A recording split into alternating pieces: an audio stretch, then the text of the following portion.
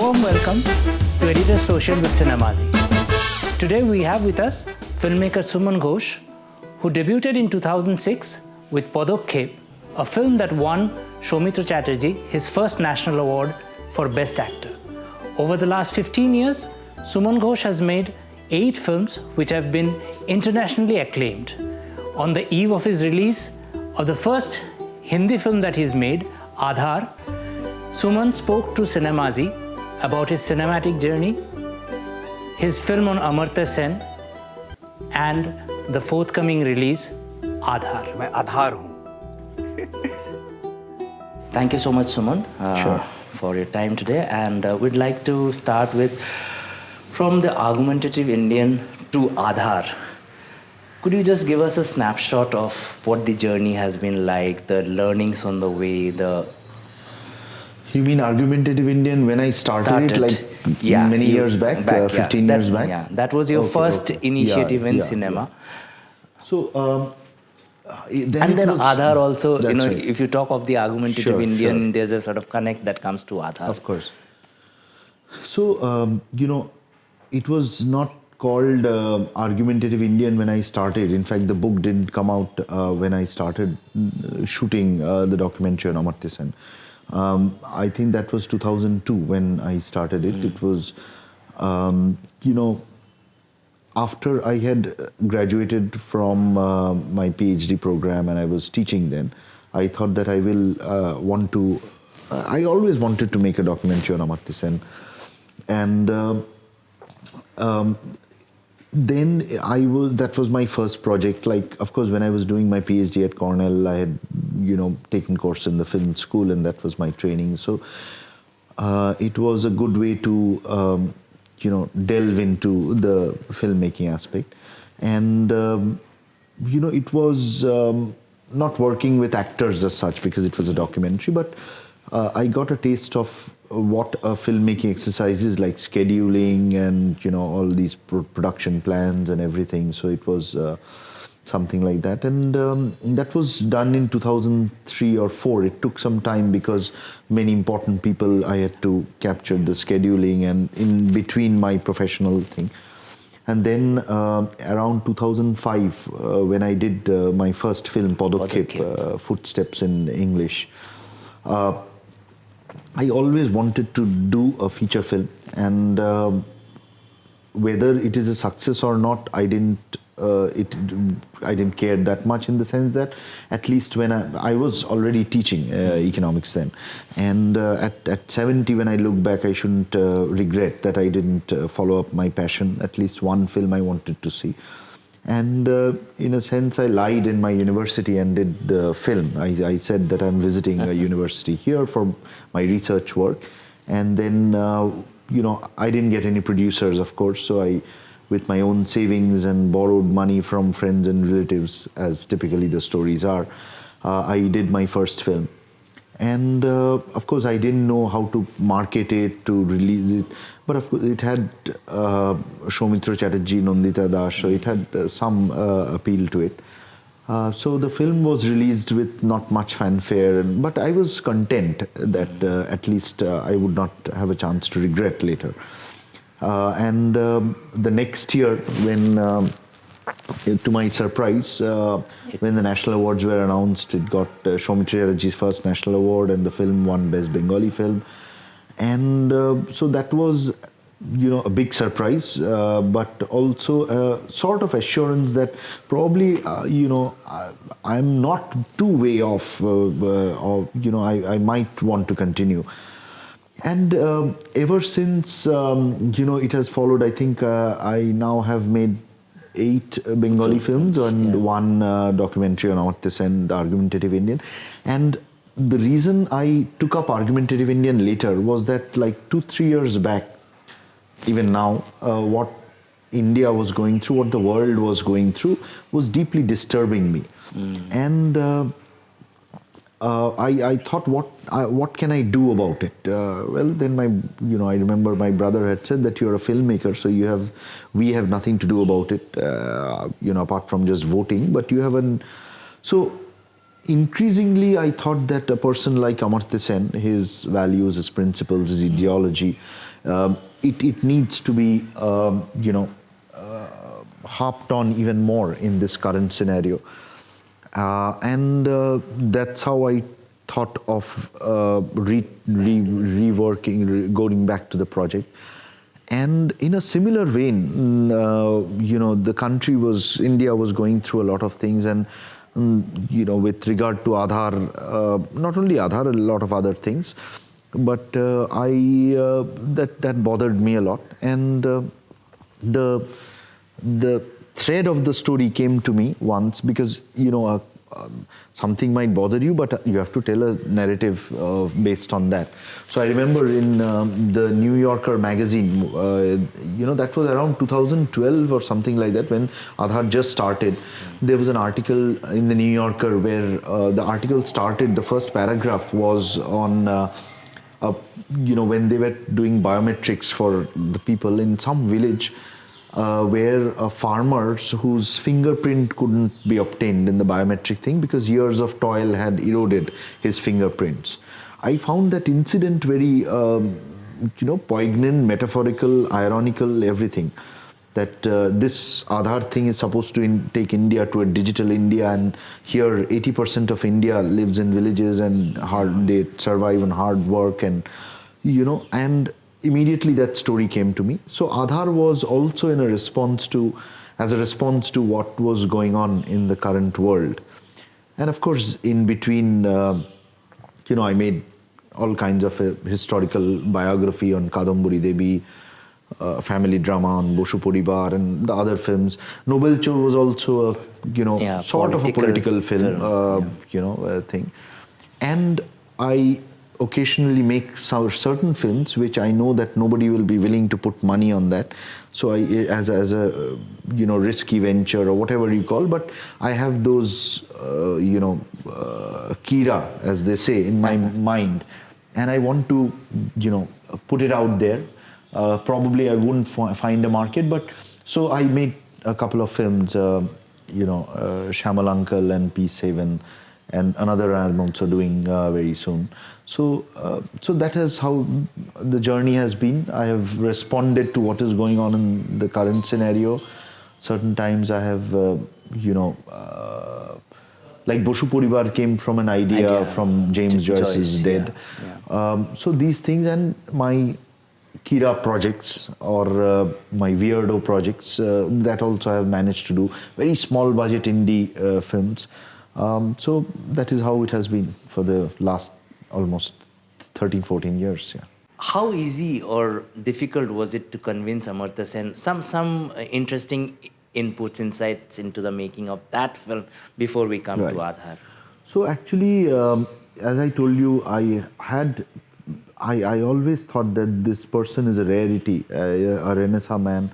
And even before he won the Nobel, and after he won the Nobel, I lost out any hope on that because he was so busy and whatever. And Amartya Sen is technically my academic grandfather, in the sense Kaushik Basu was my advisor at Cornell, and Amartya was Kaushik Da's advisor at London School.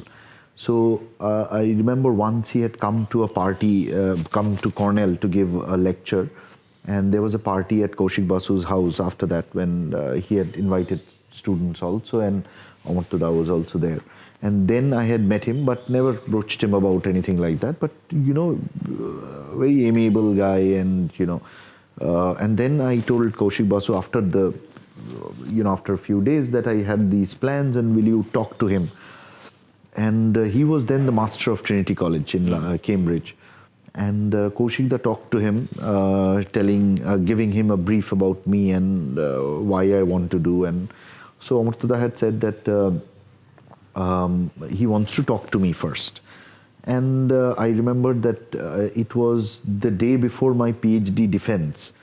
And we had fixed up a time. His secretary then called me and gave the phone to him. And then he started chatting. And then I just said that, my PhD defense is tomorrow, and he said that, well, then this is not the right time for you to talk about films and with me also. So he said that, why don't you give your defense and then we can talk post that.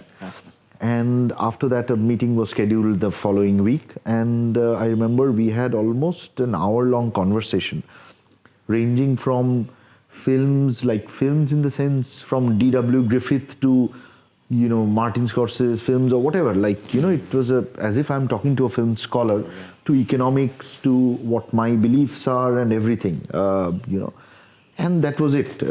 We never talked about the film also. I didn't get an opportunity to talk about the film.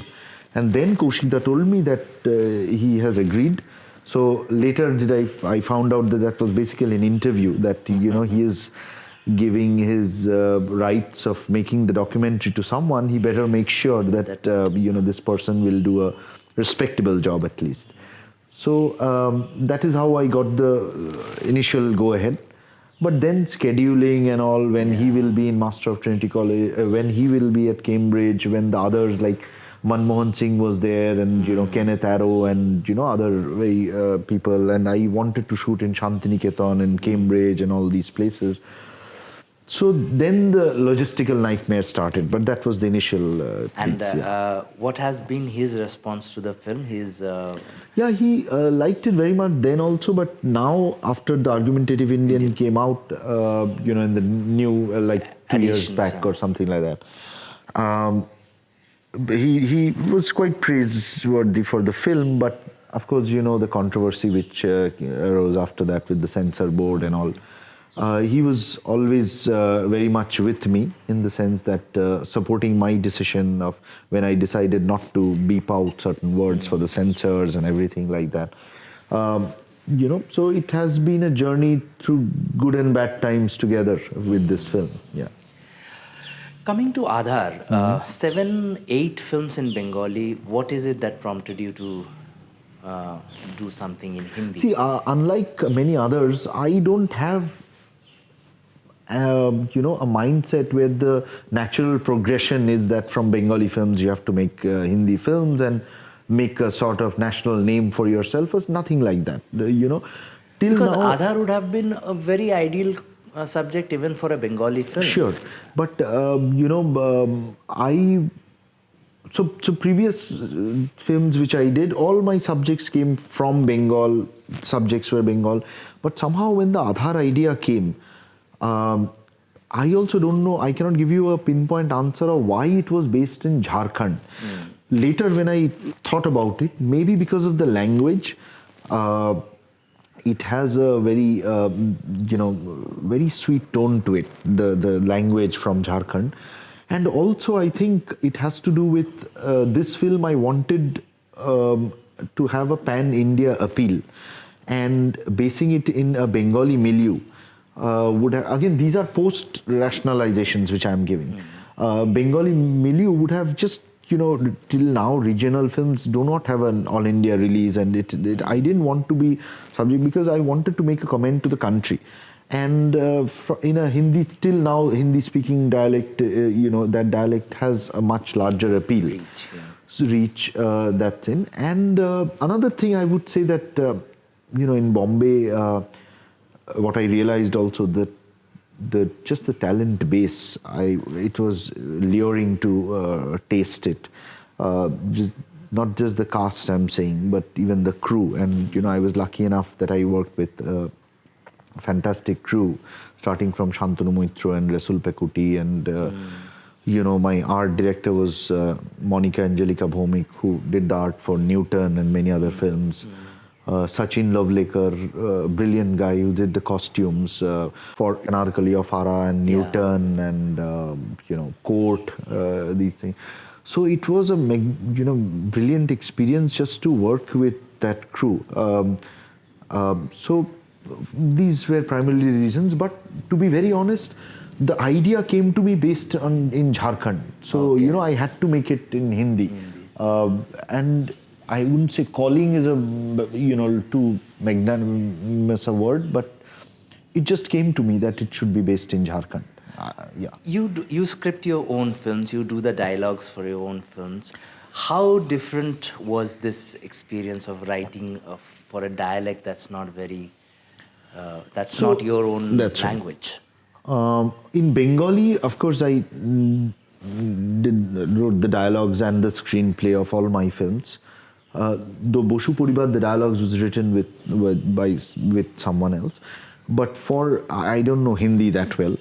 So I had written the script in English, and then we took it to a dialogue writer, Amitosh Nagpal, who wrote the dialogues. But then I realized it was what was a learning experience for me is that dialogue writing is not just translating the English to nice words in Hindi or whatever sentences in Hindi. It has much more to it, which Amitosh brought into the script, the screenplay which I had written in English. So he took the essence and gave a different dimension, different flow to the script, and a different feel, texture altogether. And after all, he became the co-screenplay writer for Adhaar. So it was a very good experience.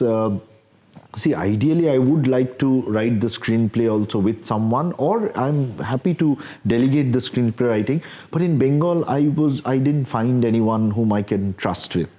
But here it was a different experience altogether. And the future Hindi films, which I plan to do also, will be more. I'm willing to collaborate and even delegate the screenplay writing. Because that is a separate, talent altogether, and I don't believe. I think that there are better people to write than I am. So yeah.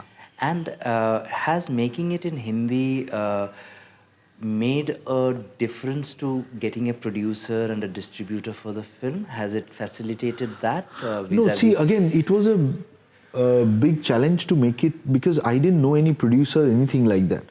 But I knew that if someone can make this film and do justice to it, it will be Drishyam Films. Because just before that Newton released, I saw Masan, I saw Akho Dekhi, and I was thinking that, how come a production company which is 5 years old continuously produce, such films of this class, and, it agrees to my sensibility.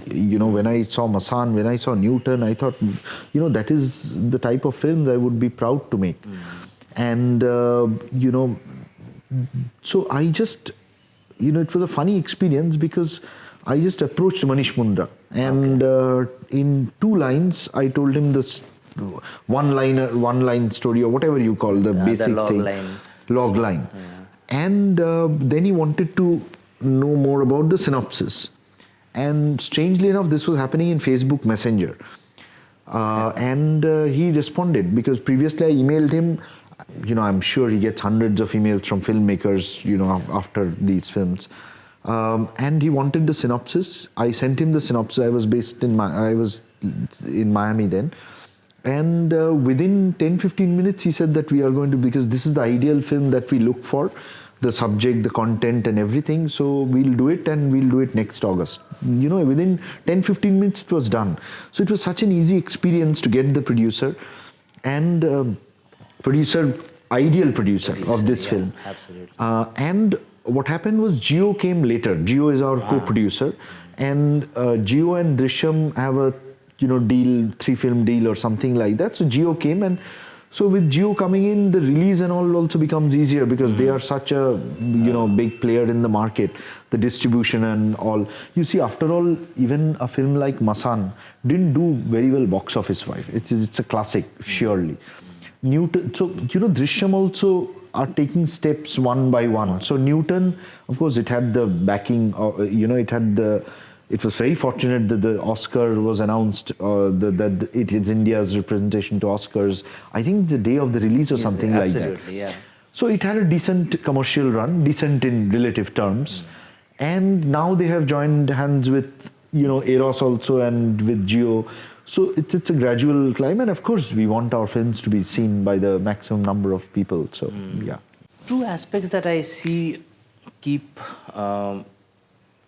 seeing in your films are a political point of view and a base in literature. Do you think a filmmaker needs to have these aspects to make him a better filmmaker, or to have his how important it is to have a strong political point of view and a strong literary? So I'm trying to the answer to your latter question is yes, which I'm coming to, but I'm trying to think of Most of my films are not based on literature. Yeah. For example, Podokkhep, the curious case of Benjamin Button, you did mention in the of that, or Boshu Poribar on James Joyce's Dead, and even I think Dondo was based. That's right. Yeah. That's right. Yeah. So I think if I answered the latter question, it takes care of why I base. Definitely, you see, I think a director is mainly has to have a vision, and the other technicalities. You have a wonderful technical team. You should know that, but primarily a director has to have a vision of life, of humanity, and everything. And what comes out of you is what you imbibe or soak in, and that can be from human interactions, that can be from literature, that can be from other films, that can be from whatever other forms of art, painting or whatever.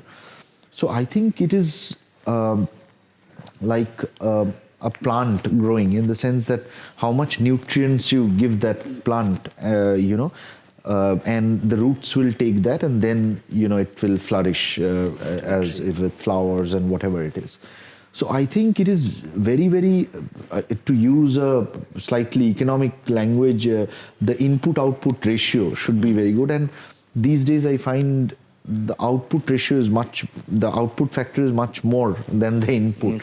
But I think, this has to be continuously nourished. And I use a term which I, to all my Bombay cast and crew also, I used to say, ki matha ka malish, that you should always do, and keep that agility, that fertile, soil from which your products will come. So literature definitely is my passion. I might say more than films also. Yeah, because I continuously, and what I do these days is read a lot of literature coming out from all parts of the world. You mentioned African South America literature, and Africa. South America, Africa. Korean literature is brilliant these days. Japanese, though, it was always. And from very weird countries also. And, it gives might not be related to directly what you're doing, but it gives a,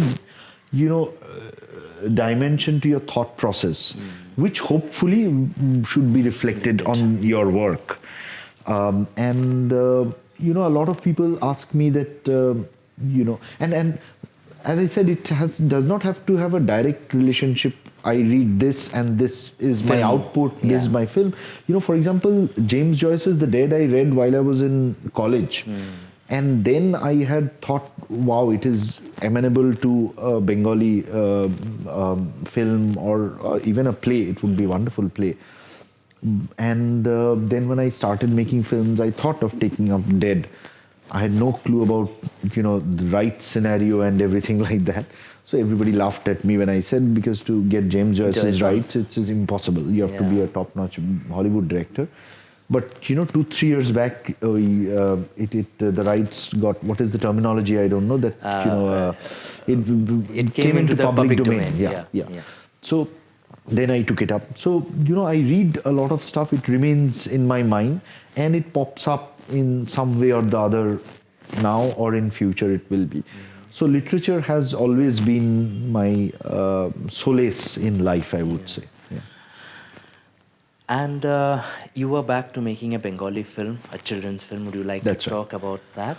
So this film is actually a very personal project, personal in the sense that because the seed of the idea is from my 6-year-old daughter, who was 5 years when she told me about this idea. And I have 2 daughters. One is 6 years and another is now 7 years and 5 years. And they always wondered that, why does Papa go away for 3-4 months when I make films? Of course, I go back after shoot and then come back for post-production. And so it's probably they wondered and oftentimes ask me about what is the story, how can I tell them the story of Boshu Poribar or to a 5-year-old kid? Or even Adhaar, it's a political film, or Kadamburi. So Kadamburi, I remember there is a song, Ai Tobe Shohochuri, which is a very popular, so they love that. So that is the only thing about Papa's work they can identify with at this age. So they ask me, and I cannot tell them the story. So I always wanted to make a children's film because they are at this age and they might understand what Papa is doing. So I remember that last year when I was in Miami, one Sunday I was reading the New York Times, that's my passion again. And, she was flying, she was trying to inflate a balloon. And she inflated that and she drew smileys and all on that and told me that Papa kissed this, so I kissed it. And then she went out in the balcony and I thought that good riddance, I can read my paper, and I was reading that. So after like 5-10 minutes, she and her sister, they come back rushing to the apartment, and we have an 18th floor apartment, and was frantically looking outside of the window, looking for something. I asked them, what are you looking at?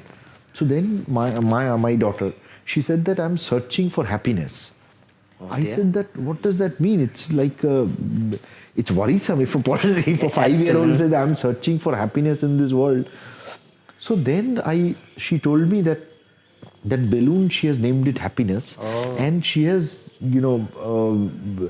left the balloon from there, and apparently that will come to India, her grandfather's day, and will spread happiness here, will spread happiness all over the world and come back to her. And of course, she's a 5-year-old kid. After she had only one balloon, and after that she realized that where is my happiness then, because that was providing me happiness now, and she was looking for that. So that short incident was etched in my mind that, wow, it's a very interesting thought. A 5-year-old kid looking for it is pregnant with meaning, but for her it's very specific. That balloon, she wants it now. So in my film, I follow this journey of this 5-year-old kid who goes out of the house unknowing, the mother doesn't know also, and I've based it in Calcutta, and goes out in the streets to search for happiness. And it will be shot in a very cinema verite style. It has no script, this film. So whatever will emerge while we are on the road. So she will, for example, ask people, have you seen happiness? Of course, most will not engage. Some might engage. We don't know what will happen in this film. Okay. So, that's why I was not willing to tell you, because I said that when will this come out, because the press also have not announced this film. So it's such a weird film. And so the film is about this journey of this kid searching for happiness in current Kolkata, with all the political scenario, everything. Of course, those will tangentially come through, and I don't have to do anything. If I go out in the street now shooting, there are protests happening and whatever is happening, but the child doesn't care. Yeah. So I will try to give a perspective of what we elders are looking for happiness, we either money or some political power or some controversy, whatever. And this child is the simplistic innocence of looking for happiness. So that is the story which I'm doing, and the name is also Searching for Happiness of the film. Okay. Okay. What do you think of the current state of Bengali cinema? Do you see it competing against vis-a-vis other language cinemas? Not at all. I'm very disappointed with the current state of Bengali cinema. I can give you just one statistic. For example, this year, 2019, it's already ending. There is no Bengali film in any decent film festival. Decent means, say, top 10 film festival or whatever it is. Somebody told me that Bengali did. So, Adhaar was at Busan, Gautam Ghosh's film Rahagir was at Busan. But those were both Hindi films, So I'm just saying pure Bengali language films. And so this is just a statistic to give you, though many... Why do you think is that? Where are we lacking in Bengali cinema that is not... do you see any other Indian language cinemas going out to major film festivals? Definitely, like Marathi films or Malayalam films, Hindi films, not mainstream Bollywood, but Hindi, very interesting films are coming out. But I'm saying, forget the international film festival criteria also. I'm saying, films like Anarkali of Ara, because I mentioned Anarkali of Ara, or, Aakho Dekhi, or something like that, which I don't think they have been to big festivals, but even a film like Stree or what was Ayushman's previous film, not Bala, but Bareli Ki Barfi. No, the Article 15. Article 15 or whatever it is. You know, those are not festival films as such, but see the quality of film. So even Hindi film, Assamese film, you know, see Amis. Kothanodi and Amis, you know, Bangladeshi films, you know, Faruqi's films and many other Bangladeshi films. So I don't know whether I know a correct answer to that or not, but I think a lot of it is responsible. You journalists are also responsible. The level of Film criticism is criticism, interviews, everything, you can see what is coming, you know, from the Kolkata media, which is coming up. You know, the distribution market, which is so sad. Like, you know, if I want to make a film, I'm telling you, which crosses 1 crore in Bengal, the budget of the film, you're in deep trouble. You know, 1 or 2 films do well, but that cannot define an industry. So there's an economic issue there. Halls are getting, you know, shut, and we filmmakers. You see, Soumitra Chatterjee always tells me that Satyajit Ray used to tell him that it is a mutual dynamics in the sense between audience and the filmmakers. You know, audience might say that, you know, Bengali filmmakers are making utter trash. Why would we see? We would see Article 15, we would see Anarkali of Ara, whatever it is. And filmmakers also, behind closed doors, say that the audience has gone to dogs, you know, in Bengali films. They are not culturally aware. They, you know, Bengal has, you know, a culture has slipped, and, you know, so I think there are both sides to it. Definitely Bengal is a culture, not only in films. You know, just the culture of Bengal has degraded so much. That is worrisome, and that is a larger issue which I don't want to get into. But for filmmakers also, you know, I don't see filmmakers are very, very... I see a lack of vision? Lack of vision, diligence, in the sense that Rituparna Ghosh had once said something about Bengali filmmakers. Today, you know, people want to become filmmakers and not make films, you know. So with the media attention and, you know, social media and everything, it's cool to become a filmmaker. But that coolness is what probably drives them. So the motive of why I am making films, I think, is misplaced. You know, I'm telling you, even if I see a film by Gautam Ghosh or an Aparna Sen now, I'm not saying it's the same level of films as their classics, but I can see the honesty. You know, I saw Ragir, I saw Ghare Baire Aaj. I can see the intention, the motive is so clear. You know, I think that is lacking in the current crop of filmmakers, which is extremely worrisome. There is no discussion on films per se. It is about the politics of filmmaking. So a lot of things have contributed to this state of Bengali cinema. There have been exceptions. Asha Jawar Majhe has been produced from here, which went to Venice, it went to Busan, London. And I can see that this person, Aditya Bikram, who is he's a very close friend of mine, but I'm saying very objectively, he's a different sensibility altogether. And he has been pushed out of the industry. He doesn't care also. Q, another genuine talent from Bengal.